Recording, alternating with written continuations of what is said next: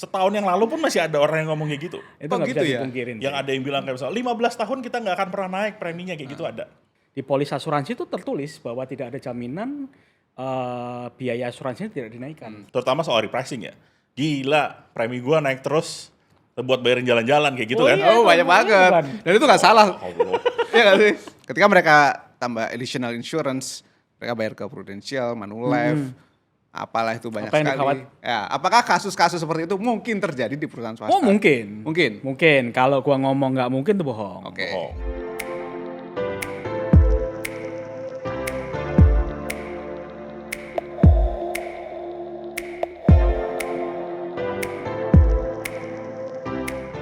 Oke, selamat pagi, siang, sore. Kalau dari mereka selamat pagi gitu ya.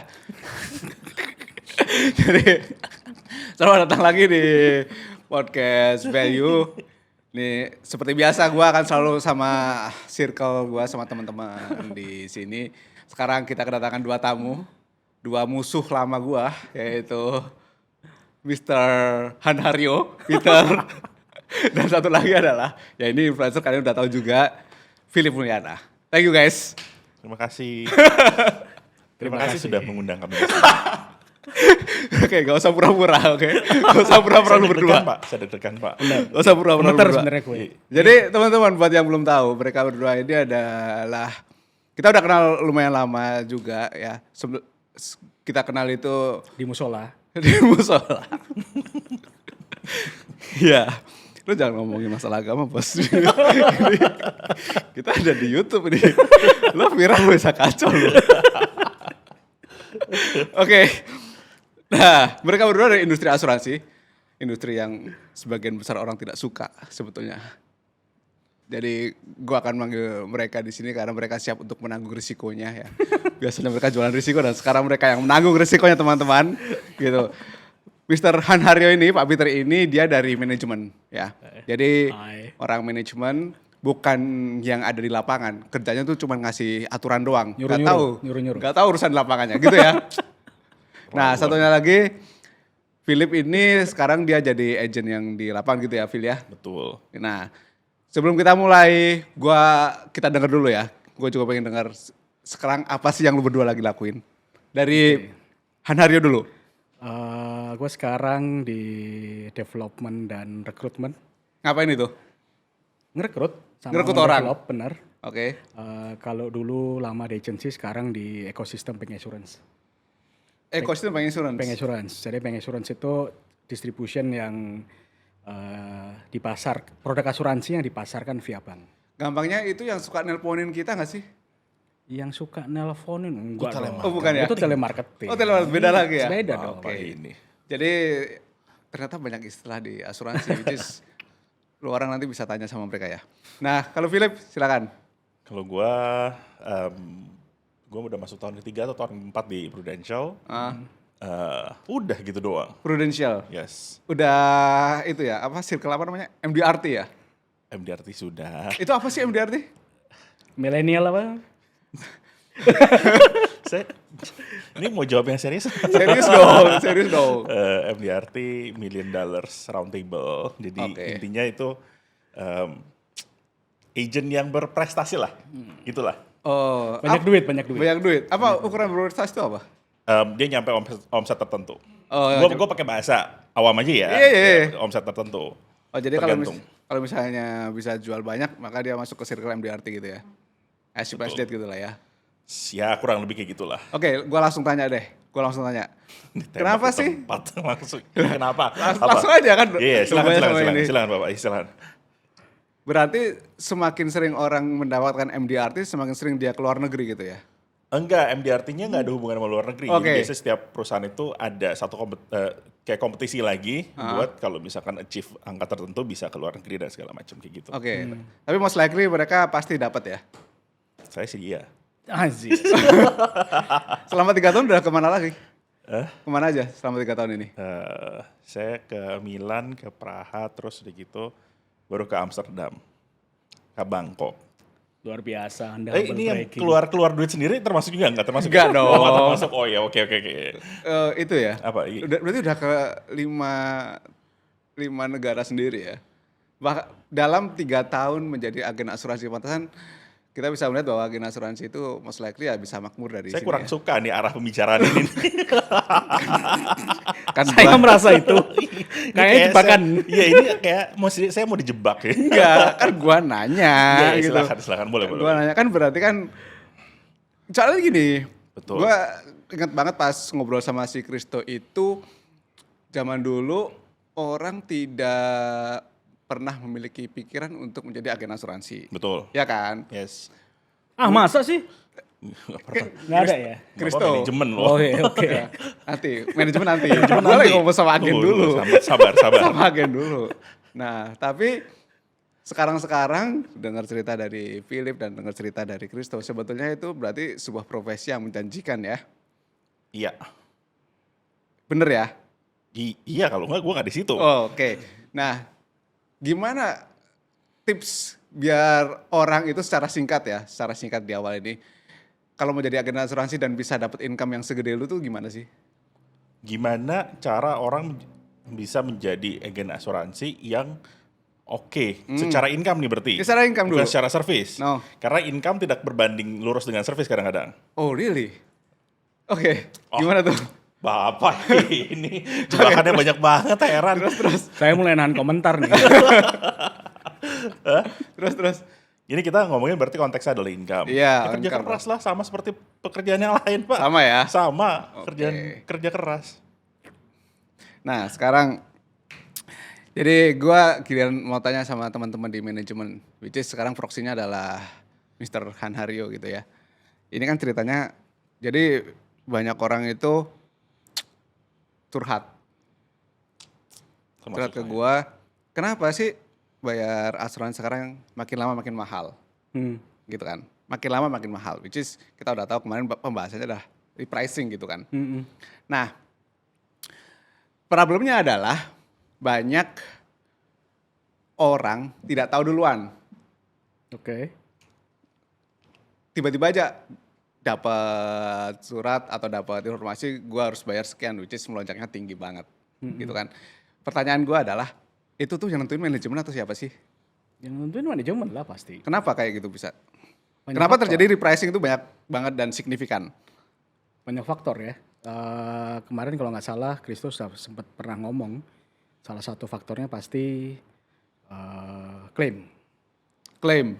Jadi aku klarifikasi dulu ya. Jadi kalau kita ngomong premi itu naik, Nah, kita harus bisa bedakan antara premi asuransi jiwa dengan yang sedang happening sekarang. oh bedanya apa? Kalau asuransi jiwa ya dia akan naik berdasarkan usia, itu aja, sesimpel itu aja sih. Oke, berarti kalau misalnya orang tambah usia, otomatis premi asuransinya naik ya? Betul. Oke, Nah, terus? repricing yang kemarin seru-serunya itu lebih kepada asuransi kesehatan. Oke. Nah, asuransi kesehatan sama, dia akan naik berdasarkan dengan usia, berdasarkan dengan riwayat kesehatan. Cuman dalam beberapa tahun terakhir, khususnya setelah COVID ya, itu anomalinya cukup signifikan. Karena setelah adanya COVID itu, awareness orang terhadap asuransi kesehatan tiba-tiba melonjak. Nah, Ya kan, nah ketika tiba-tiba melonjak, lalu yang selanjutnya adalah orang berbondong-bondong, kayaknya gue butuh deh asuransi kesehatan gitu. Terus udah mulai banyak yang beli gitu ya. Itulah yang menyebabkan mungkin Philip jadi MDRT gitu kan. Oke. Gitu, terus akhirnya ya karena banyak yang beli tentunya banyak yang klaim. Oke. Nah sekarang problemnya adalah produk asuransi itu kan dibikin atas sebuah rasio antara Ya. premi yang dibayarkan dengan klaim yang akan dikeluarkan. Ya. Tentunya di situ ada faktor macam-macam ya, pengeluaran lah, profit perusahaan lah, dan lain-lain. Nah, yang terjadi adalah premi yang masuk di compare dengan klaim yang dikeluarkan itu melonjak, nggak sepadan.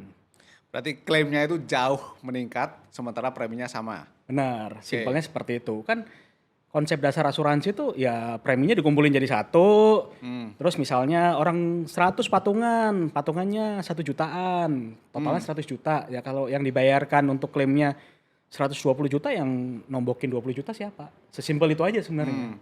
Nah itu yang akhirnya dipikirin. Mungkin setahun, 2 tahun perusahaan masih bisa lah ditahan apa segala macam. Tapi kan ya namanya perusahaan butuh profit ya pasti dia akan merekalkulit ulang. Oke. Nah akhirnya dari situ keputusan kenaikan premi mulai dilakukan.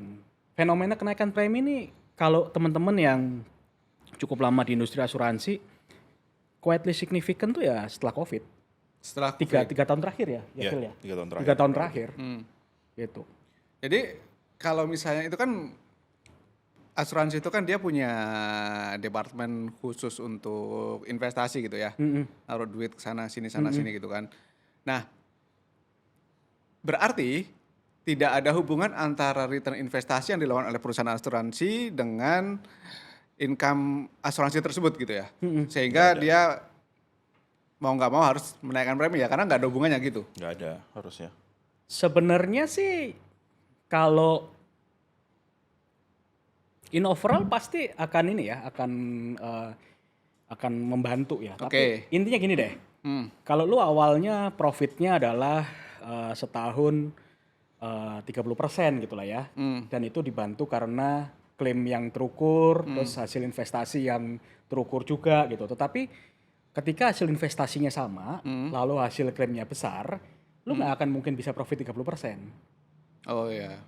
Sesimpel itu aja. Ya. Ya kita nggak ngomong gimana cara mengelola investasi, anggap aja sama deh. Ya. Anggap aja returnnya sama dan lain-lain. Nah dari situ perusahaan pasti akan berpikir, kok profit gue turun? Ya itu tadi kembali setahun, 2 tahun, 3 tahun loh, kok lama-lama seperti ini. Nah itu. Dan biasanya sih didorong dari banyak faktor ya, kayak pengeluaran yang jauh lebih besar, kan gaji karyawan naik tuh setiap tahun. Mau nggak mau. Terus ada pengeluaran yang lain ini tuh ya. Dia nggak bisa mempertahankan dengan kue yang sama. Mau nggak mau ya dinaikkan. Oke. Sesimpel itu aja. Business as usual. Business as Dari usual. kacamata manajemen ya harus dinaikkan gitu. Oke. Jadi Pak Peter ini ngelihat dari sudut pandang perusahaan. Dia nggak di lapangan, dia Saya hitung-hitung. mau tambahin. Ya, silakan. Dari lapangan dong. Ya, dari lapangan, Biar silakan. imbang dong. Ini mohon maaf sekali ya, saya apa adanya ya ngomongnya ya. Kalau misalkan kelewatan, ya nggak apa-apa. Ya udah ya. Enggak, basically gini. Kalau misalnya dari lapangan itu menurut gua ada certain expectation yang salah di awal dari agent yang menjual ke klien. Apa tuh? Lu pernah dengar kalau misalkan mungkin 10-15 tahun yang lalu, terutama yang unit link dan segala macam. Yes. Enggak tahu. Bapak ini. Kalau kita jualan Askes dan unit link terutama, terus dia bilang kayak, enggak Pak, ini preminya nggak akan naik. Oke. Akan flat aja segitu terus. Ya mereka bilang kayak seperti itu zaman dulu. Ya, katanya sih begitu. Ah. Oke. Ini kejadian 15 tahun yang lalu kurang lebih. Saya belum lahir waktu itu. Ikut sama brewok. Flat, ya kan? Oke. Pada saat repricing, itu makanya mereka langsung komplain. Klien pas komplain. Lu waktu pertama kali jual sama gua, lu bilang ini nggak akan naik. Kenapa sekarang naik? Which is dari pertama kan emang unit link tidak pernah dijaminkan akan flat. Oke. Ya kan? Gitu. Jadi emang ada ekspektasi yang nggak ke ini ya. Berarti ada komunikasi yang terputus. Iya dong, pasti. Karena Sebenarnya bukan komunikasi Apa? terputus sih, nggak ngomong aja yang Nggak jual. ngomong, yes. nggak ngomong ya. Nggak ngomong karena sebenarnya di pasal asuransi itu kalau kita mau bedah, kalau kita beli polis gitu ya, kita beli produk asuransi di polis asuransi itu tertulis bahwa tidak ada jaminan biaya asuransinya tidak dinaikkan. Yep. Itu clear tuh sebenarnya. Cuman itu tadi praktek dulu banget gitu ya, itu jarang sekali yang mau mengucapkan, Oke. yang Kita mau ngomong- menjelaskan. Kita Kenapa ngomong kayak dulu, gitu ya Pak Peter ya? Kenapa tuh? kita ngomong dulu mungkin bukan untuk konteks aja mungkin ya. Dulu itu konteksnya bukan 15 tahun yang lalu doang. Ya.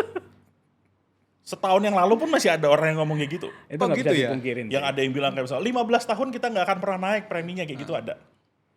Yaitu- Kenapa kayak gitu dilakukan ya? Ya karena emang Oke. Enggak lah, kalau gua mikir sih quick win. Oke. ya Quick win. Jadi Quick win. manusia tuh kan gini, ini kita bahas behavior mungkin sama ya, mau di asuransi ataupun di organisasi penjualan yang lain gitu kan. Orang tuh cenderung akan menjelaskan apa yang bagus dari produknya, that's it. Gitu. Cuman yang membedakan adalah kalau gue jual handphone atau gue jual mobil gitu, lu bisa ngerasain. Yap. Yes. Benar ya? Lu bisa Betul. ngerasain. Lu, oh Ada fisiknya ini, lah. ya ada fisiknya, ini bentuknya gini, ini bentuknya gini. Oh ini bisa ya ada pijitnya, misalnya kursinya, dan seterusnya, dan seterusnya. Meanwhile kalau lu beli asuransi kan lu beli janji. Yes. Dan harus dibaca. Yes. Dan nggak semua orang paham. Bahkan Yes. agentnya pun belum tentu paham. Gak usah agent deh. Gua di departemen training, belum tentu trainer gue itu, bukan trainer gue ya, trainer asuransi. Nah, itu paham. Karena mereka harus belajar banyak Benar. banget Nah soal kalau itu. trainernya sendiri nggak paham, ya agentnya belum tentu paham. Yes. Sesimpel itu aja. Nah itu yang akhirnya membuat orang, ya udahlah gue nggak mau, bukan nggak mau ya, gue nggak belajar, gue nggak tahu, terus nasabahnya juga nggak nanya, terus akhirnya ya dijual as is. Apa? Awalnya dari situ. Ya. Berkali-kali gue ketemu sama temen gue, saudara kenalan ataupun dari sosmed yang coba one on one konsultasi sama gue, semuanya ngomongnya nggak pernah dijelasin. Ketika ditanya, lu baca polisnya nggak sih? Enggak. Terus yang lucu lagi, gue nanya, kenapa lu nggak baca polis? Lu pernah minta nggak sama agentnya yang jual? Gue baca polisnya dulu deh. Kata agentnya nggak bisa. Which is kalau kita mau kita minta aja, polisnya baca aja. Oh jadi ketika orang itu daftar asuransi, terus let's say belum deal, dia bisa tahu. Request aja, nggak apa-apa. Request. Request Sudah aja. deal bisa itu kan free look. Walaupun Oh, ya. deal pun bisa free look benar. Oke. Gitu. Artinya freeload itu sekalian tolong dijelasin dong ke Oke. sini. Pak Philip silakan. Berikut adalah penjelasan soal free look period. Free look period itu kalau kita polisi sudah issued, terus udah gitu kita bisa punya waktu 14 sampai 21 hari untuk pelajari polis itu. Kalau misalkan tidak sesuai dengan ekspektasi or sesuai dengan apa yang agent jelaskan, itu dikembalikan saja, nanti preminya akan kembali 100%. Dipotong sama biaya MCU kalau nggak salah. Tapi berapa persen yang baca? Gak ada. Nah itu dia. Artinya kita juga nggak bisa nyalahin agentnya ya. Kita sebagai nasabahnya pun itu harusnya punya awareness untuk ngecek polisnya. Yes. Gitu.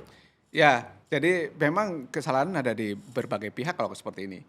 Tapi mengingat kayak gini, kalau kita itu kan punya peraturan juga banyak banget gitu kan. Dan hampir sebagian besar masyarakat Indonesia juga pasti nggak baca undang-undang secara detail gitu kan. Ini mirip sih case-nya sebetulnya kan, mirip case-nya. Memang bahasa hukum dengan bahasa yang awam untuk dimengerti kan berbeda gitu kan. Most likely seperti itu. Iya kan? Dan kadang-kadang ini jadi kelemahan ketika bisnis asuransi ini terjadi. Ada yang nggak kebaca, ada yang tidak terjelaskan. Makanya ini jadi PR panjang sih. Panjang.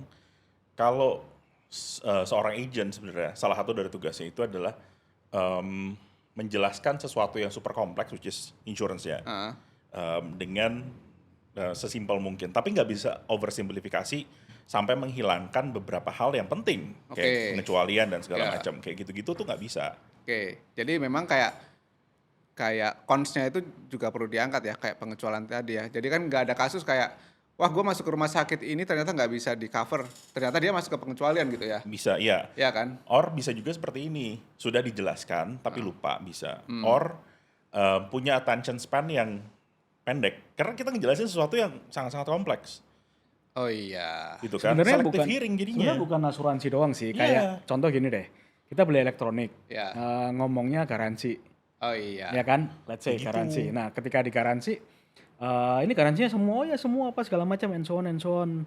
Ternyata ketika ditanya ini waterproof ya waterproof, ternyata rusak kena air, garansinya hilang. Oh iya. Betul. Ternyata ada tulisan tuh kecil di Kecil, bawah. pojok. Jika ini maka Warna. ini gitu. Nah, jadi menurut gue itu bukan cuma terjadi di asuransi, tapi hampir di semua Industri ya? industri. Cuman yang membedakan adalah memang bahasa hukum pada polis asuransi itu nggak semua orang bisa dengan mudah memahamin. Yep. Gitu. Tumben ya, Pak Peter ini sangat wise Bijak ya. di Oh ya, depan umur kamera. soalnya. Umur ya. udah. Umur. Berbeda dengan 30 menit yang lalu, Bos. Tadi kita nggak ada behind the scene ya. Tidak ada. Saya sebenarnya soft spoken orangnya. Soft spoken. Oke. Nah, gue mau tanya sama orang yang di lapangan nih. Philip Mulyana. Yes. Kan sering ketemu sama nasabah tuh. Yes. Ya kan? Kasus apa yang paling susah dan ngeribetin sehingga bikin lu kayak capek untuk ngurusin asuransi ini? Susah atau Kasus terberat? ngeribetin? Ya. Terberat Ketika jual apa ketika servicing nih? Ketika menjalankan bisnis ini Oh, oke. terhadap nasabah. berat banget sih belum ada ya. Ah. Cuma gue makin kesini tuh makin sadar kalau ternyata kan dulu kan dipikir tuh kalau asuransi bisa dijual kayak pakai AI atau bukan AI apa online, online atau digital, segala macam. Digital ya kan. oke. Artinya gak butuh agent di situ. Tapi ternyata kalau misalkan kita, apalagi di asuransi kesehatan ya, isinya, itu masih sangat-sangat manual menurut gua. Jadi contoh gini, salah satu klien gua, dia udah beres operasi, udah beres bedah bedah rawat jalan, terus udah gitu, dia udah beberapa kali setelah itu kan dia masih punya jatah untuk rawat jalan tuh, Ya. ya kan. Nah, suatu hari dia ke rumah sakit tanpa kasih tau gua, karena dia sudah beberapa kali sudah berhasil klaim dan segala macam, dia pikir oh ya udah gue bisa sendiri aja deh gitu. Oke. Akhirnya dia datang ke rumah sakit, lalu ternyata di rumah sakit itu ditolak. Dan dia baru cerita sama gue pada saat dia pulang. Jadi ceritanya gini, pada saat dia datang ke rumah sakit, dia ditanyain kan, lu mau bayar pakai apa? Bayar pakai insurance. Nah, yang terima itu adalah admin rumah sakit. Admin rumah sakit itu bilang, loh bu, ini bukannya nggak bisa ya? Sekarang udah lewat dari 30 hari, nggak bisa nih pakai ini. Terus akhirnya klien gue ya udah pulang. Kata gue, loh enggak, polis lu tuh sampai 90 hari loh. Maksud gue tuh adalah gini, bagian administratif rumah sakit itu bisa menolak klien gue. Karena dia berasumsi dia tahu soal polisnya. Oke. Bukannya dicek, Pil? That is not supposed to happen dong. Iya, maksudnya kan ada TPA atau Betul. partai administrator Nah. yang bisa melakukan ngecek itu. Gue lalu ngomong ke si adminnya, admin rumah sakit. Terus dia bilang, iya pak, tadi mencoba untuk dihubungi ke call center-nya, tapi nggak dibalas. Gue nggak tahu benar apa enggak. Oke. Oke. Oke. Gue nggak tahu benar apa enggak. Tapi seharusnya kalau misalnya itu, bukankah dia bisa langsung ngajuin dulu ya bagian klaimnya? Bukannya harus, menurut gue tuh bukan kapasitas seorang admin untuk menolak klaim. Jadi klien gue tuh nggak usah bolak-balik. Dan kayak gitu kan sebenarnya kan itu sebenarnya proses yang sangat-sangat biasa, Ya. ya kan? Lu sebenarnya bisa menerima, lalu proses dulu klaimnya. Kalau misalnya tidak bisa, maka ditolak kan dari bagian klaim, ya kan? Oke. Mungkin kebijaksanaan rumah sakit, misalnya lu masuk, terus nggak ada clarity di depan, mending ditolak. Tapi exactly. Tapi karena ketidakjelasan itu yang bikin tuh kayak prosesnya tuh nggak bisa se-smooth itu. Jadi yang challenging justru ketika proses klaim ini tidak seragam gitu ya. Betul. Jadi ada bagian dari rumah sakit yang seharusnya itu masih manual. Dan kita harus benar-benar harus pantau. Kasus yang teman kita punya mama yang patah itu, tulang kaki, Tulang ya kan? kaki, yes. Salah satu dari tugas agent sebenarnya adalah di belakang layar itu kan banyak administratif antara rumah sakit sama si perusahaan asuransi, Yes. ya kan? Kita tuh sebagai agent harus bisa mantau prosesnya tuh di sampai mana. Ya, oke. Kadang-kadang karena ini masih manual, karena masih melibatkan banyak orang di situ, itu kita harus manage expectation juga dong. Kalau misalkan oh iya ternyata masih di sini nih, kita bisa push dari mana nih, dari rumah sakit atau dari prudentialnya, ya kan? Nah yang kayak gitu-gitu tuh masih perlu, masih lumayan butuh sih. Oke. Ya memang jadi tidak segampang ketika kita udah punya asuransi ya udah semua beres gitu ya. Karena di belakangnya itu ada orang-orang yang ngurusin ya. Ya. Kayak ya Philip ini sebagai agen, berarti lu sering handle itu dong? Ya, by call aja. By call ya? By call biasanya. Ya. Case kayak gitu banyak nggak, Phil? Maksudnya dari 1 sampai 10 yang ribet gitu? Enggak, cuma ekspektasinya menurut gue tuh kalau begitu mereka ambil asuransi dari kita, ekspektasinya tuh yang Langsung bagian-bagian smooth gitu itu ya. adalah itu No bagian. hassle. Betul. Even kalau misalnya oke. hassle pun, tugasnya kita adalah jangan keep the client in the dark. As in kayak kemarin, yang kasusnya yang patah kaki, ingat kan? Pada saat itu kan klien itu kan bingungan kan, nggak tahu gimana. Oke. Iya. For konteks ya, waktu itu kita bertiga bantuin salah satu dari teman kita, mamanya lagi dirawat, agentnya nggak responsif, ya. Lalu kita datang ke sana, agentnya nggak responsif, jadi waktu itu kita yang bantuin untuk ngecekin ke Prudential dan segala macam kayak gitu-gitu. Nah, proses yang tanpa kabar apapun, keeping them in the dark, menurut gue adalah salah satu tugasnya agent untuk tetap update dia. Jadi nggak bisa langsung kayak, oh ya udah masuk udah beres gitu. Kecuali mungkin kalau misalnya penyakitnya lebih kayak DBD, tipes itu beda ya. Kalau misalnya butuh beberapa kali tindakan, udah pasti agent harus turun ke lapangan. Ya, good point sih. Karena klien pun akan merasa happy ya kalau merasa ditemenin gitu ya. Iya. Iya sih. Gua pernah masuk rumah sakit terus dia ditemenin sama agent dicariin. Ya servisnya bagus banget sih, nemenin bukan orangnya datang tapi kasih tahu step-stepnya seperti ini. By call di sana smooth, very very smooth. Tapi memang gue bisa bilang kalau untuk ukuran Indonesia saat ini peranan agent itu sangat-sangat vital ya di bisnis asuransi ya. Padahal kan kemarin kita sempat booming asuransi digital tuh ya. Gue mau balik yang asuransi kesehatan tadi tuh, yang klaim tadi. Ini gue curious saja ya. Jadi gini, pemahaman yang gue dengar tadi adalah ada gap antara layanan ketika seseorang melakukan klaim yang dilakukan sama agentnya gitu ya. Ada maksudnya mungkin sistemnya udah bagus tapi cara komunikasi agentnya yang kurang bagus apa segala macam sehingga nasabah itu ngerasa nggak dilayani dengan baik. Oke. Ini mungkin juga ada teman-teman yang di nonton YouTube bisa bantu jawab ya. Jadi gini, kalau teman-teman sangat familiar dengan asuransi employee benefit, di mana asuransi tersebut adalah yang menempel pada sebuah perusahaan, kan let's say satu perusahaan dia nasabahnya 1.000, ya. Nah, yang layanin dia tuh cuma satu loh. Nah sekarang pertanyaan gue adalah, kalau 10% dari nasabah, dari kalau usah 10% deh, 1% dari 1.000 orang itu masuk rumah sakit pada saat yang bersamaan, dan misalnya sistemnya nggak bagus, itu kan akan jadi bottleneck yang luar biasa. Betul. Nah, uniknya adalah gue jarang sekali menemukan atau mendengar problem seperti itu ketika hubungannya adalah asuransi kesehatan yang dimiliki oleh employee benefit. Oke. Lu bisa bayangin nggak? Ngerti. Nah, gue jadi bingung nih.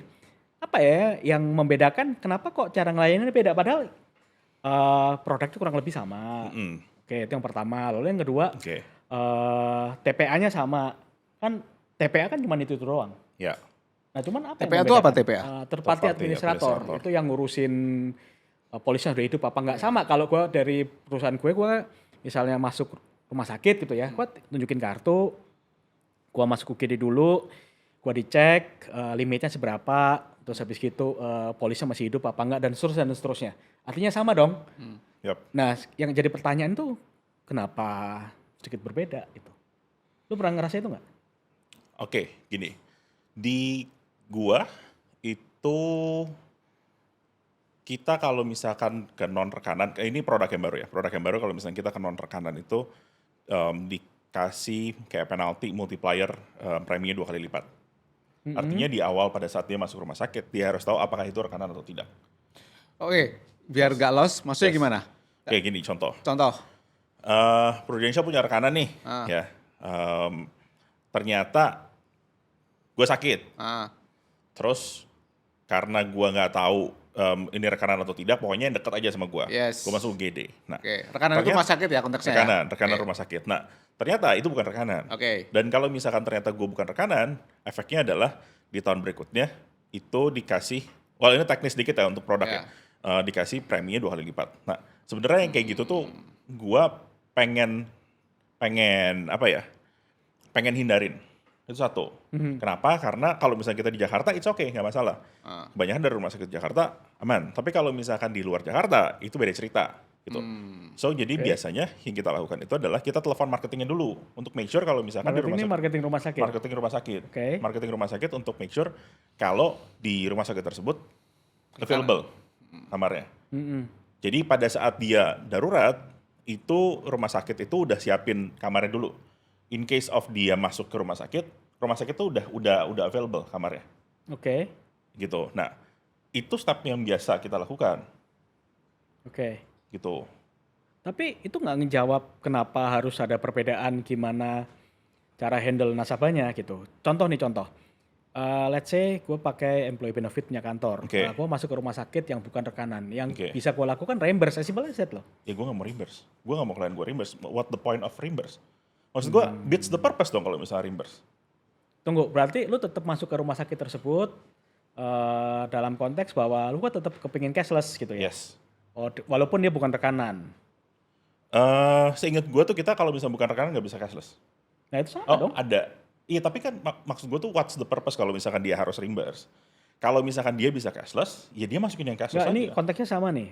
Rumah sakit yang bukan rekanan. Artinya kan kalau dia employee benefit dia nggak bisa cashless, dia harus reimburse. Kalau tempat, kalau individu kan sama, dia juga harus reimburse kan? Iya tapi gue hindarin yang non rekanan.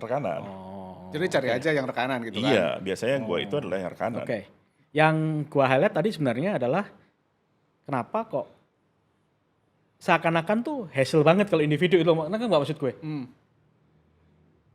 Yang kalau lu tadi cerita, It's part of the service. It's part of the service. Kenapa ada medical concierge dan segala macam? Karena itu adalah service ya, basically. sorry, tetap nggak kejawab. Iya, gak apa-apa.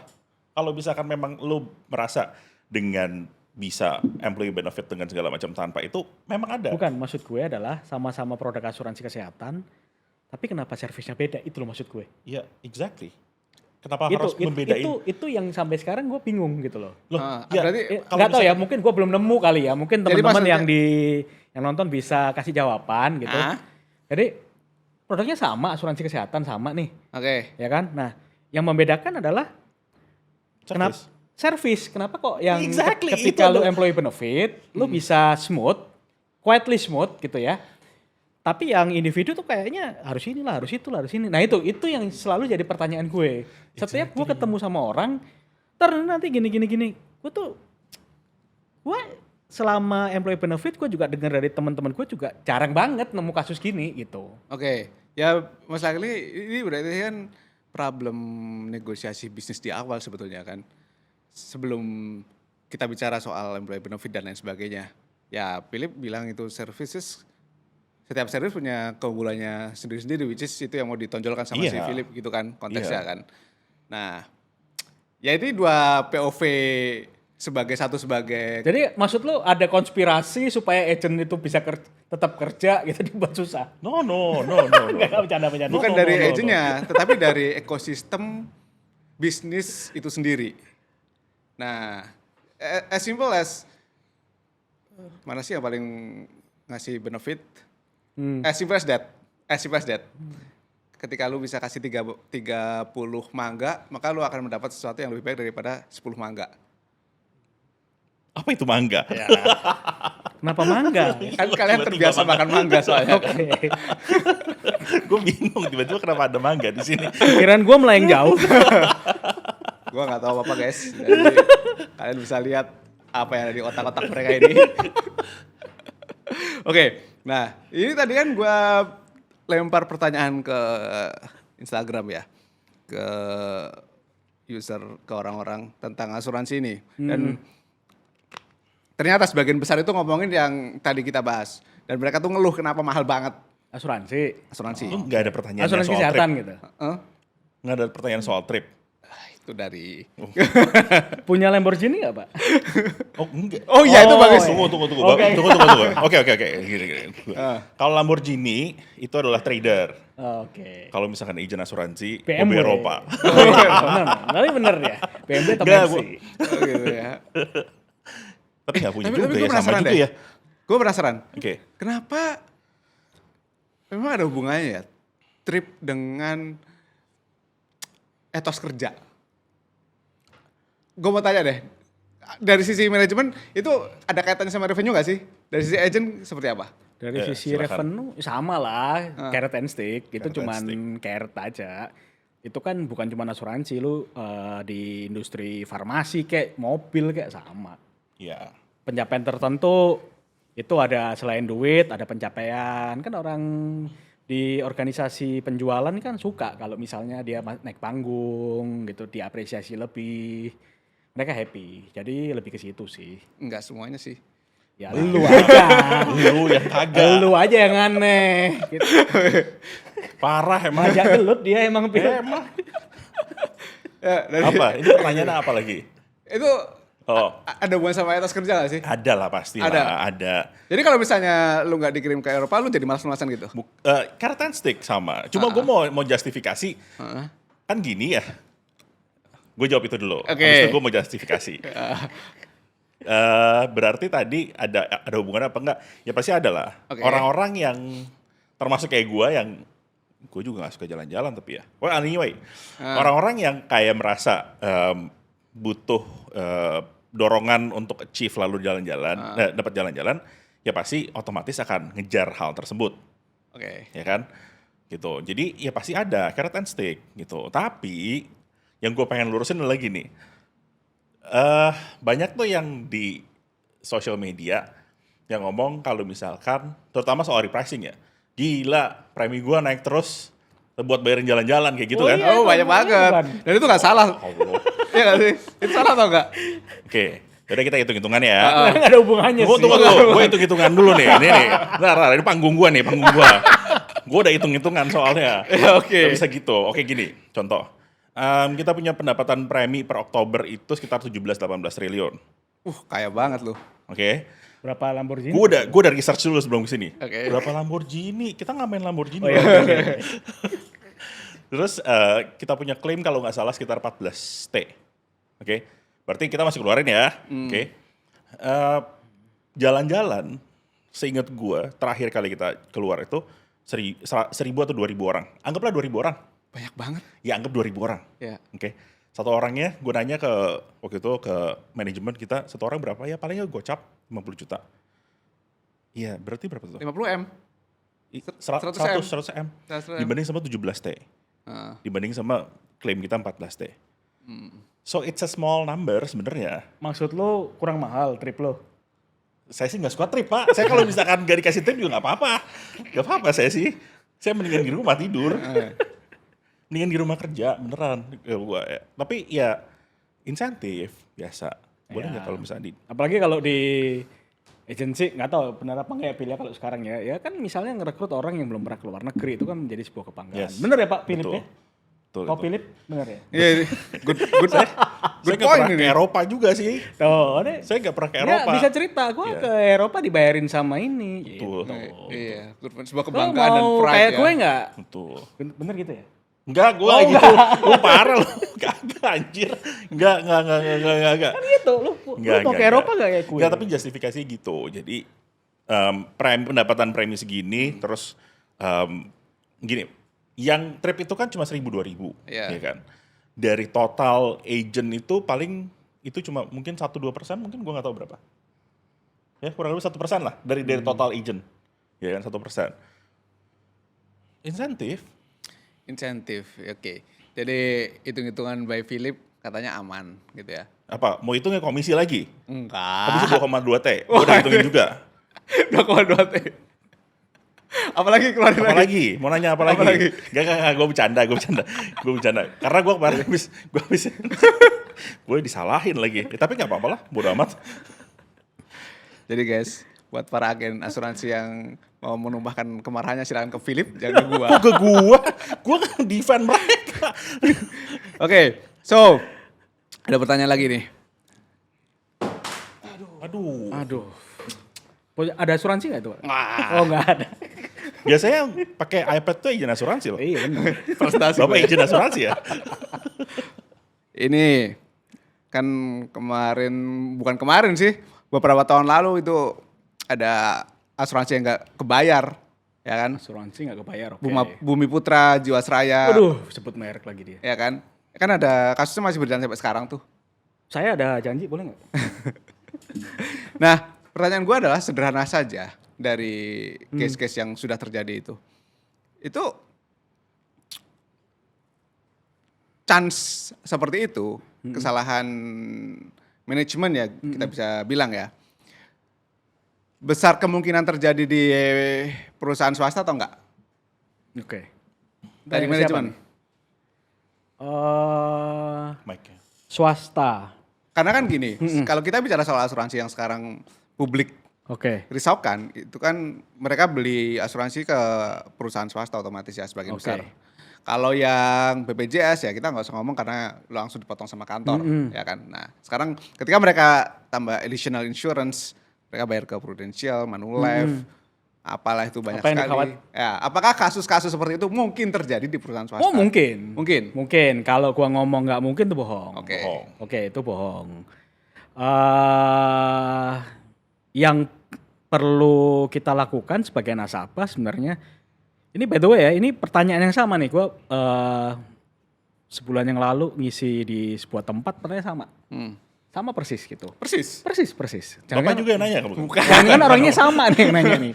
Jadi waktu itu gue jawab gini. Jadi sebenarnya orang tuh kan pasti ngelihat siapa yang beli, siapa yang jual. Contoh agentnya siapa. Contoh misalnya, oke gue percaya sama Kopilip, gitu ya.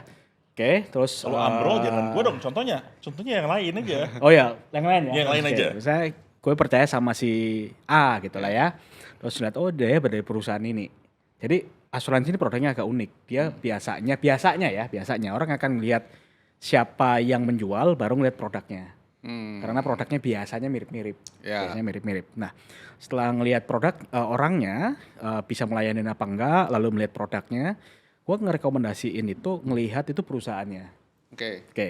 Kalau ada pertanyaan apakah perusahaan swasta khususnya joint venture ya, itu tidak memiliki kemungkinan untuk gagal bayar, ya itu bisa terjadi. Hanya saja. Yang membedakan adalah biasanya perusahaan asing itu akan mempertahankan nama baik perusahaannya. Oh, karena global. Karena global. Sesimpel itu aja sebenarnya. Karena kalau dia beroperasi di banyak negara, terus dia fail di satu negara, itu akan memiliki impact penjualan ke negara yang lain. Dia akan selalu Domino. jagain. Domino Dia akan impact. selalu jagain. Makanya biasanya kalau perusahaan asing, dia misalnya mau tutup gitu perusahaannya, yang dilakukan sama dia, polisinya dialihkan.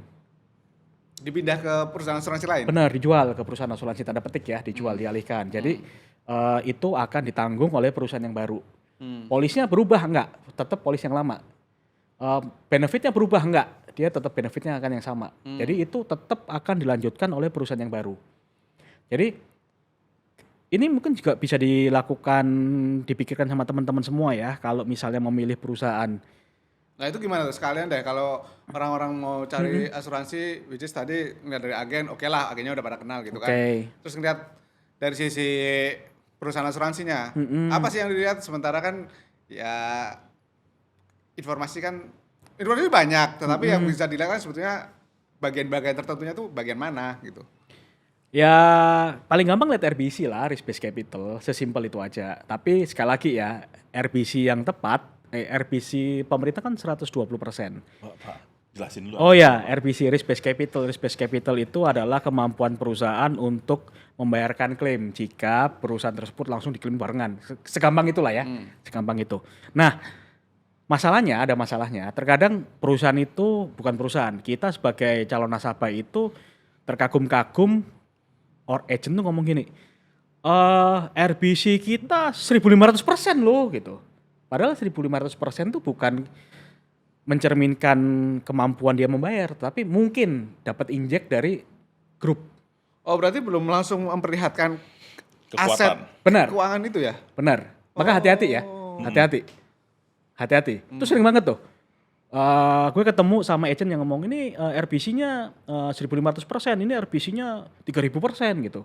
Tapi harus dilihat lagi sebenarnya dia dapat injek dari mana. Nah makanya RBC mungkin yang pertama, tapi yang kedua itu tadi dia di luar negeri sekuat apa. Kalau dia di luar negeri komitmennya sama dan memang sekuat itu, nah itu menjadi salah satu opsi yang menurut gue patut dipertimbangkan. Oke, jadi RBC Bener ya Pak itu Philip ya? penting dilihat ya. Pernah ngeliat RBC yang sampai Ribuan. ribuan? Pernah dong, Bener. Pak. Tapi rata-rata itu kan RBC paling 4 kali 400%, 300% gitu ya. Tapi ada yang Ada yang sampai ribuan.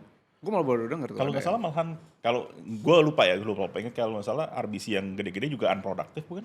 Benar, jadi dianggap dananya nggak bisa dikelola. Iya. Bukan nggak bisa dikelola, nggak bisa dikelola dengan baik. Unproductive. Lebih tepatnya, betul. Ya. Bisa dibilang nggak kalau RBC itu untuk indikator let's say, kan orang kalau beli asuransi jiwa itu kan puluhan tahun, ya kan? Yang katanya sampai 99 tahun gitu kan, which is mungkin 50 tahun lagi, 60 tahun lagi gitu kan. Kekhawatiran orang ketika misalnya pun sampai di usia 80 tahun, asuransinya nggak ada. Oke. Ya kan. Ada yang takut seperti itu. Nih ada yang nanya soalnya gitu. Gimana ngelihatnya asuransi itu masih ada? Perusahaannya maksudnya? Gak bisa. Iya. Maksudnya analisanya oke, let's say RBC sudah RBC itu kayak dana darurat. Basically. Dana darurat kebanyakan nggak produktif kan. Oke. Gitu. Minimumnya yang di itu 120 aja menurut pemerintah. 120%. Yes, 120%. Ada indikator lainnya? Resiko Yang- beban? Apa tuh? Resiko beban berarti Phil, beban. tapi nggak semua orang paham, Phil. Betul, tapi kan itu ada di bagian laporan keuangan. Astagfirullah. Ada itu tinggal di RBC di bawahnya. Bukan, maksud gue nggak semua orang download laporan keuangan tuh beli asuransi. Ya udah oke. Jelasin dikit lah sekalian. Apa sih itu? Penting, cuman maksudnya ada yang lebih gampang nggak? Gak ada. Apa itu resiko beban tuh? Saya juga bingung kalau jawab gitu Pak. Oke gini, rasio beban itu adalah perbandingan antara beban operasional termasuk klaim, beban operasional dan lain-lain dibagi sama pendapatan premi. Artinya kalau misalkan itu di atas dari 100%, artinya pendapatan premi di bawah dari beban operasional. Oke. Mungkin secara laporan keuangan profit, tapi tidak secara operasional nggak menguntungkan. Ini yang trigger sebenarnya kalau gue lihat ini adalah salah satu indikator kemungkinan repricing lagi atau tidak tuh dari situ. Oh berarti kita bisa memprediksi repricing lagi atau tidak dari situ Asumsi ya? gue ya, ini asumsi. Tapi good point sih. Kalau misalnya pendapatannya Menurut gue itu... kepanjangan. Kenapa? Ini menurut gue ya, kalau kita sebagai orang awam memikirkan itu boleh, tetapi menurut gue itu overthinking. Berarti nggak usah ya? Benar, karena gini ya, sesimpel gini, pertanyaan yang sama gue akan berikan kepada bank. Sampai kapan bank itu nggak tiba-tiba tutup? Nah, Nggak bisa jawab lah. Betul, ya. good point. Kalau itu selalu di pikiran kita ya, kita nggak akan pernah bisa untuk mengambil keputusan. Oke. Benar kan ya? Nah mungkin yang bisa kita lakukan, kita kembali lagi, sebenarnya asuransi itu kan sebenarnya untuk memanage risiko. Dan idealnya memiliki asuransi itu, sorry ya Phil, Ya. nggak sampai usia 99. Ketika dia di usia 70, 75, di mana dia sudah cukup, asetnya akan melindungi dia, bukan asuransinya. Setuju. Gitu. Jadi mungkin akan ada banyak yang nggak sependapat gitu ya. Ya. Mungkin ada yang tidak sependapat, boleh. Cuman maksud gue, asuransi esensinya itu yang ngelindungin ketika dia dari masa produktif sampai Oke. asetnya berkumpul dan asetnya ini akan bertumbuh melebihi dari inflasi. Kan kalau kita ngomong proteksi, kalau sekarang gua beli 10 miliar, mohon maaf nih, 20 tahun lagi 10 miliar cuma jadi berapa Setuju. gitu. Ini good point sih. Gitu. Jadi terlalu menurut gue ya, boleh dipikirin, tapi kalau overthinking sampai segitu, kejauhan nggak sih? Oke. Gitu. Jadi ini ya sebetulnya bukan menurut lu aja sih. Artinya kan lu mewakili perusahaan asuransi besar juga. Jadi menurut sebuah perusahaan asuransi besar. Di sini gua mewakili pribadi. Oh pribadi, oke. Iya. Bukan. Oh bukan. Jangan. Ini apa itu? Tai lalat sih soalnya. Oke. Halo Aji. Ya. Disponsorin sama Aji nih. Disponsorin tai lalat nih. Oke. Jadi tapi make sense karena ruang lingkupnya jadi lebih pendek ya. Betul. Ruang lingkupnya ketika dia produktif ya. Sehingga ya itu tadi nggak overthinking. Yang penting ketika ruang lingkup sedikit itu pendek itu semuanya tercover, risikonya teralihkan. Kan gitu kan poinnya kan. Betul. Ya. Dan kalau misalnya lo tadi mau jawab yang tadi 2 brand itu, setahu gue dari 2 tahun sebelumnya kalau nggak salah ya, emang RBC-nya udah turun, udah minus. Oh, sorry gimana? Sorry. Yang tadi 2 brand yang kita tidak perlu sebut namanya, Oh ya. ya kan? Pada saat laporan keuangan itu 2 tahun sebelumnya memang RBC-nya sudah drop. Malah seingat gue nggak tahu. Itu tuh sampai beberapa tahun tuh nggak bisa ngeluarin laporan keuangan nggak sih? Sempat ada kayak gitu, Nah seingat gitu. gua. Yes. Jadi sempet nggak bisa ngelapor. Jadi Sempat nggak ada laporan keuangan. Nah, yang benar, publish. sempat tidak bisa mengeluarkan laporan keuangan selama beberapa tahun terakhir sebelum dia kolaps. Kalau sekarang tuh masih lebih Gitu. aman. Gini, masih lebih terbuka dibanding itu karena 2023 itu perusahaan asuransi kan wajib ngelaporin setiap bulan. Oh Tapi iya. itu perusahaan yang sama ya nggak lupa gue. Iya. Oh benar ya? Bener. Sempet Oke. telat. Ya jadi Ingat gue ya. mungkin gara-gara case tersebut otoritas jadi lebih berhati-hati ya. 2023 tuh berhubungan sama ID. Oh. Jadi disuruh setiap bulan. Akhirnya disuruh setiap bulan. Iya. Well, next ini ada pertanyaan juga terkait sama repricing lagi nih. Repricing terus. Sebagai klien, Ah. itu bisa nggak sih nego dari harga repricing? Nego. Ya, Ini ke manajemen, pertanyaan ke manajemen. dua-duanya Oke. dong. Bagaimana Gini. pihak lapangan dan manajemen Gini, memungkinkan nggak sih ruang kayak gitu? Yang nego siapa nih? Ya, Nasabahnya. nasabah lah. Oh, Oke. nego nggak bisa. Biasanya itu yang bisa tuh adalah, di gua ada konversi. Artinya produk baru ke produk lama ke produk yang baru. Ah. Oke. Dengan segala aturan yang baru. Betul. Nah, tapi produk baru itu sekarang kalau misalnya di market itu lebih inferior dibanding produk sebelumnya. Oh, diturunkan quality-nya. Yes, contohnya santunan yang tiap hari tuh buat yang temenin kita itu nggak ada. Nggak Jadi ada. jadi sebenarnya bukan nego sih dengan premi yang sama, amount duit yang sama. Adjustment ya. Ya benar, kalau lu sebelumnya dapat 10 fasilitas, lu cuma dapat 8 fasilitas gitu. Kayak gitu. Itu kayak teori Momogi dong.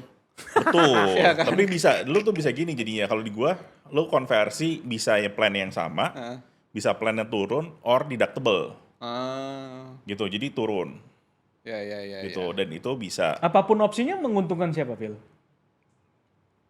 apapun opsinya menguntungkan keberlangsungan perusahaan. Oke. Demi keberhasilan perusahaan. Ya iya dong bener. Kalau misalnya perusahaan tidak berlangsung ya gimana? Iya, betul. Itu Kan make sense gimana sih. 80 tahun tadi, 90 tahun tadi. Oh iya, makanya. Gitu kan. Juga. Kalau dari manajemen itu nggak ada ruang lagi ya. Ketika lo udah hitung nih, kan biasanya kalau orang itu ngasih angka sih kan ya udahlah gue naikin dikit biar kalau nanti ada nego-nego bisa ada space. Nggak ada kayak gitu ya? Claim ratio juga naik banyak kan? Nggak ada biasanya. Nggak ada ya? Nggak ada, karena once ketika lu buka, itu akan kemana-mana.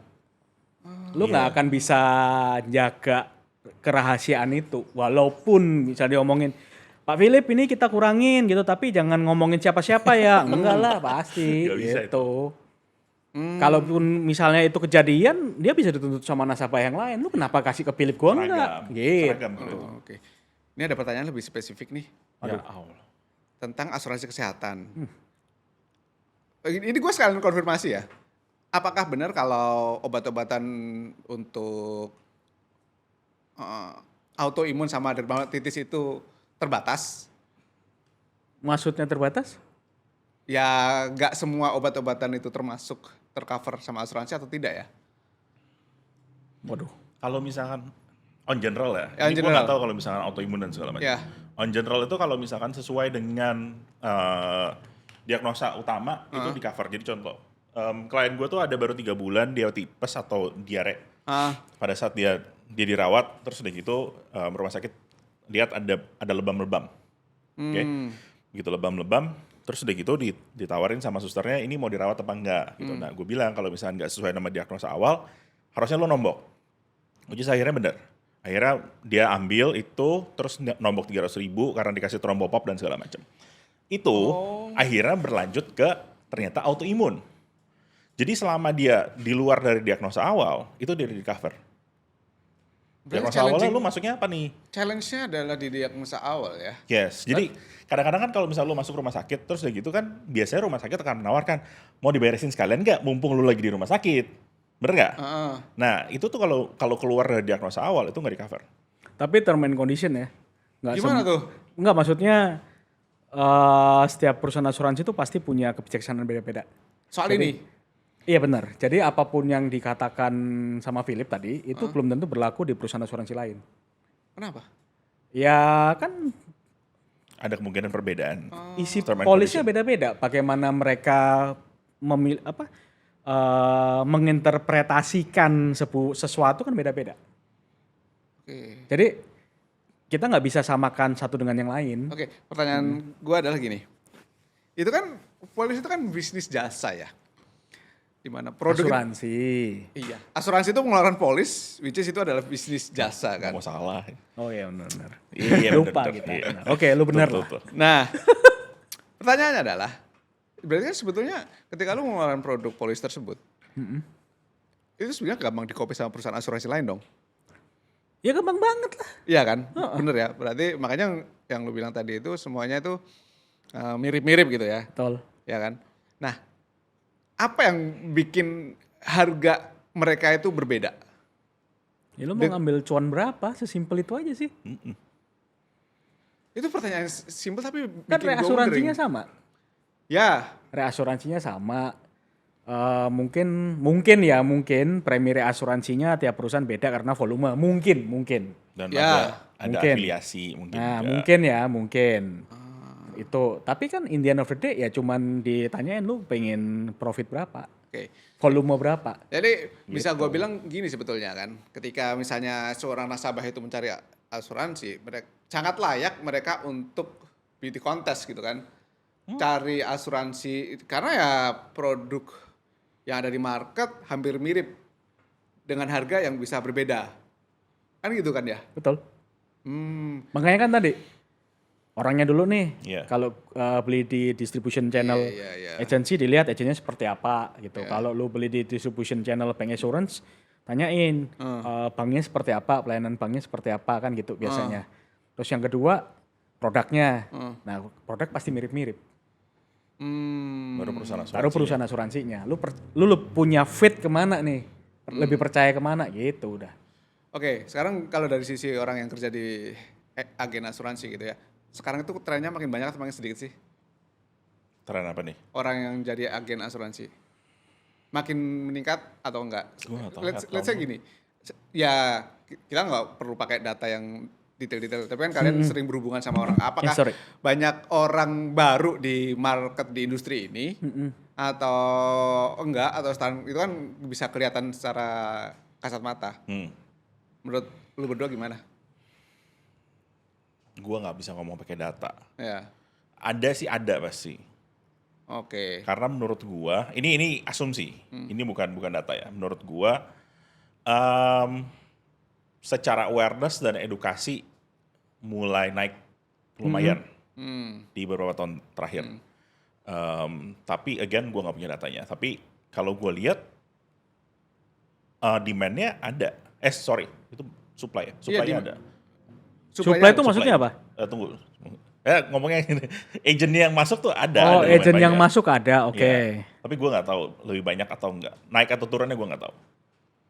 Oke. Yang lo tren makin banyak atau enggak? Terus terang gue nggak punya datanya, ya kan. Cuman yang gue perhatikan nih,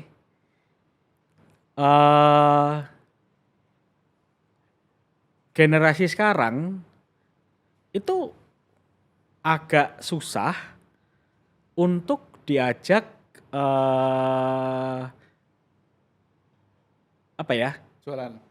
jualan gitu ya, masuk ke bisnis organisasi sales. Kalau lu nggak punya fixed income, Oh, Generasi in this sekarang economy tuh- ya? generasi sekarang. Kita ngomong Z atau Iya, millennial? Z ya. Z.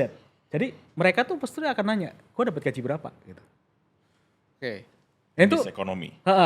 karena beberapa kali ketika Training? bukan, karena kan terus terang di tempat gue sekarang gue nge-build kompensasi kan. Jadi kompensasi kita tuh udah beberapa kali berubah dan salah satu yang kita dapatkan itu adalah Fixed income. ketika kita melakukan rekrutmen itu mereka akan selalu nanya, saya dapat gaji berapa ya? Walaupun kita ngomong nanti di sini tuh dapat penghasilan lebih besar apa segala macam, itu traksinya susah banget. Itu FA berarti ya? Benar. FA ya? Berarti Apa itu apa? Ekosistem bank insurance. Tenaga pemasar asuransi, pemasar. tapi untuk yang bank insurance. di bank berarti. Di bank, benar. Ya. Nah, awalnya gua ngerasa itu hanya di FA. Tapi ketika gua tanya sama teman-teman gue di agency, mereka ternyata juga memiliki karakteristik yang mirip-mirip. Mereka akan nanya, gue dapat gaji berapa? Karena apa? Kalau kita jual misalnya lu asuransi apa segala macam, sekarang itu untuk menjual barang ataupun ada di organisasi penjualan tuh gampang banget tuh, jadi afiliator dapat duit, Iya. TikTok Shop dapat duit. Iya. Kenapa gua harus jual asuransi yang susah, men? Ya, Iya. setuju. Tapi itu Nah, mah gitu. susah sih. Ya. Bener kan? Betul. Iya. Nah itu yang akhirnya dia akan trade off gitu. Gua jual produk yang susah, belum tentu sebulan jual 3 atau 4 polis. Gua dapat income fix nggak? Iya, Nah, itu. Make sense. Jadi agak susah. Nggak tahu nih kalau di Philip gimana? Gue tuh yang gue cerita tadi, gue di tengah tahun itu gue sempet buka di IG story, gue lagi cari agent, explicitly cari agent, terus kalau mau daftar aja, itu dapat sehari itu kita dapat sekitar 60 prospek. Calon agent. Yes, 60 prospek. Nah, tapi again filtering segala macam yang qualified itu sekitar 10%-an. Tapi, nah, gue tuh lumayan kaget di situ. Karena gue nggak expect dapat 60. Gue expect mungkin dapat 10, mungkin. It's a good number. Tapi dapat segitu. Nah, gue tuh agak bias nih. Karena gue main di scope gue yang sudah teredukasi dan biasa dengerin gue ngomong asuransi. Jadi gitu. Nah, makanya kenapa gue bilang, kayaknya makin banyak yang teredukasi dan segala macam, itu karena mereka udah teredukasi, mereka akhirnya mau coba untuk jadi agent. Jadi number itu mungkin kalau sampel size-nya mungkin kekecilan, tapi di gua masih oke numbersnya. Gitu. Gitu. Iya. Tapi memang Ya mungkin kembali ke tempat lu mancing kali Iya, ya. tempat pancingannya di mana? Tempat mancingnya di mana? Yes. Memang agak susah ketika orang daftar untuk cari kerja dan dapatnya adalah komisi base ya. Iya kan? Yep. Itu agak challenging. Kayaknya dari dulu juga banyak deh orang yang mau masuk asuransi terus batal karena nggak dapat gaji mungkin, Iya ya. ya kan? Terus dan itu masih berlaku sampai sekarang juga gitu kan. Karena jadi guys, ada dua hal yang menurut gue susah untuk dijual. Yang pertama adalah asuransi, yang kedua adalah database ya. Jadi kalau kalian bisa jual data gue, kalian akan Promosi dia. jago jualan nantinya. Nah, ini sekaligus terakhir. Enggak, ada satu Apa lagi? yang belum mau bahas. Oke, apa? Kamar. Apa tuh? Nomor apa? Kenapa lu beli nasi goreng di hotel bintang 6? Oh iya. Ayo. Itu. Ini gue sampai sekarang nggak bisa jawab nih. Iya. Kalau misalnya audiens ada yang bisa jawab boleh. Iya. Coba lu yang nanya aja. Jadi gini, pertanyaan gue simpel sebenarnya. Kenapa kalau gue ada nginep di hotel bintang 5, lalu gue nginep di kamar yang biasa kali ya, kamar yang biasa, lalu Philip ini nginep di suite gitu misalnya, lalu kita berdua beli nasi goreng. Kita berdua di kamar yang Enggak, berbeda. kita kamar yang terpisah ya. Ya. Tolong kamar yang terpisah. Gitu. Harus diituin. Harus di highlight ya, Yes. di highlight gitu. Kita telepon apa tuh kalau telepon malam tuh beli makanan? Gojek. Bukan. Kenapa malam-malam? Oke, gini gue Pokoknya telepon lah ya. lu bercanda mulu berdua. Pokoknya telepon lah ya. Jadi gini ceritanya guys. Jadi gini ya. Mereka berdua nginep di 2 kamar berbeda. Ya, yang satu kamar mahal banget, suite, which is Peter. Yang satu Philip di kamar yang biasa banget, ya kan. Malam-malam lapar mereka. Nggak tahu gua habis ngapain. Mereka lapar di 2 kamar yang berbeda. Teleponlah mereka ke restoran buat pesen nasi goreng gitu. Restoran hotel. Restoran hotel, datanglah ke kamar mereka masing-masing.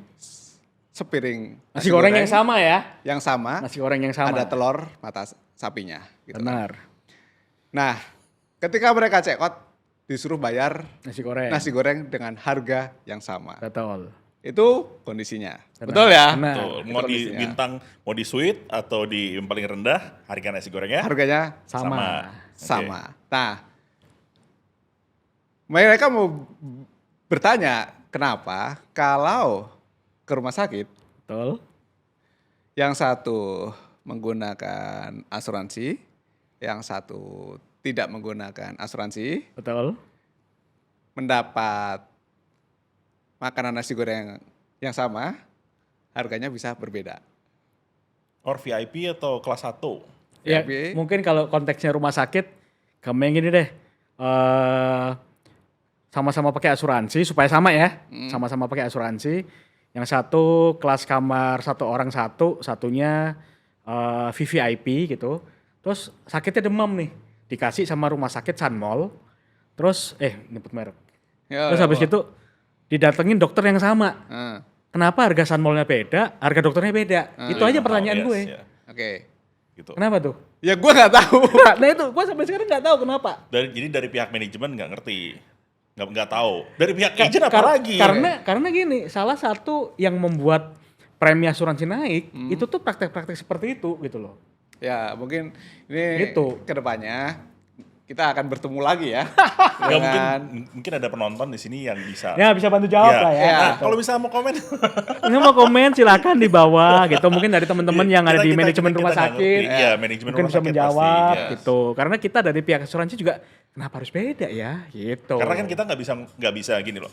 Pada saat kita ngomongin asuransi kesehatan, itu kan berarti stakeholder-nya itu adalah perusahaan asuransi, klien dengan si rumah sakit. ya. Kalau misalkan salah satu behavior-nya itu kita nggak mengerti eh, atau berubah, maka ini dinamikanya berubah nih, termasuk iya. repricing ujungnya. Nah, kita tuh nggak pernah bisa menjawab pertanyaan itu karena kita bukan dari pihak rumah sakit. Ya karena yang selalu disalahkan kan klaimnya naik.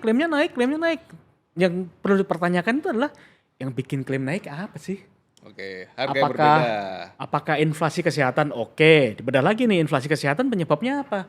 Masa inflasi biasa harga cuman 5-6%, inflasi kesehatan bisa 15-20%. Wow, luar biasa. Jadi Aneh.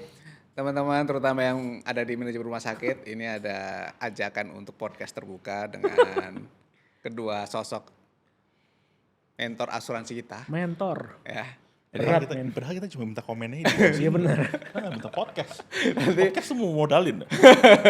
Jadi kan bisa di tempat gua. Oh iya benar juga. Kalau ada jawaban tentang pertanyaan terakhir ini juga silakan tulis di kolom komen gitu ya. Oke. Nah, ini sekalian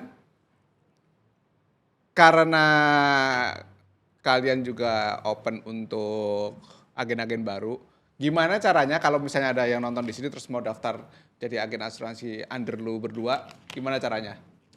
Pak Peter dulu Pak mungkin. Peter? Kalau ada yang tertarik, DM gua aja langsung lah. Nanti gua di situ akan coba jelasin lebih simpel. Di mana DM-nya? DM ya? DM-nya @hanario. @hanhario. Langsung Instagramnya Pak Peter. Dari Pak Philip gimana kalau mau jadi under lu? DM aja ya. DM di mana? DM @philipmulyana di IG aja. Oke. Nanti kita akan ngobrol di sana. Oke, jadi kalau kalian ingin bisa ke Eropa, ke Jepang dan lain sebagainya. Enggak ya? enggak. Enggak boleh kayak gitu. Kita nggak boleh kayak gitu. Ini adalah contoh yang tidak boleh dilakukan. Itu adalah contoh yang benar-benar nggak benar. Nah, jadi kalau teman-teman ingin bekerja di industri asuransi bareng Philip Mulyana, silakan follow Philip Mulyana, kemudian tanya langsung. Gitu aja? Oke, jadi ini podcast value kali ini tentang asuransi, terutama tentang agen dan pricing dan macam-macam. Mudah-mudahan bermanfaat buat teman-teman semua dan sampai jumpa lagi di podcast selanjutnya. Thank you and bye-bye. Thank you.